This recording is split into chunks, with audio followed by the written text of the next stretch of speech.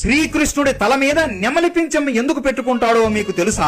సీతారాములు వనవాసం చేస్తున్నప్పుడు ఒకరోజు సీతాదేవికి విపరీతమైన దాహం వేస్తుంది. శ్రీరాముడు చుట్టుప్రక్కల చూస్తూ నీళ్ల కోసం వెతుకుతాడు. కానీ ఎటు చూసినా కూడా ఆయనకి త్రాగునీరు దొరకదు. అలా చాలా సేపు అడవిలో వెతుకుతూ అలసిపోతాడు. ఏం చేయాలో తెలియక రాముడు ధ్యానానికి కూర్చుని ఇలా జపం చేస్తాడు. ఓ అడవి దేవుళ్లారా, దగ్గరలో ఎక్కడ నీళ్లు ఉన్నాయో అక్కడికి నాకు దారి చూపించండి అని వేడుకుంటాడు. అప్పుడు ఒక నెమలి అక్కడికి వచ్చి రాముడితో, నా వెనక రండి, ఈ పక్కనే ఒక పెద్ద జలాశయం ఉంది, నేను మీకు మార్గం చూపిస్తాను. కానీ ఈ మార్గం చాలా కష్టంగా ఉంటుంది. ఒక్కసారి కన్ను మూసినా కూడా నేను ఎటువైపు వెళ్తున్నానో మీకు కనుక్కోలేరు. అందుకే నేను ప్రతి 10 అడుగులకి ఒకసారి నా నెమలి ఈకను కింద వదులుతాను. మీరు దాన్ని చూస్తూ నా వెనకాలనే రండి అని చెబుతుంది.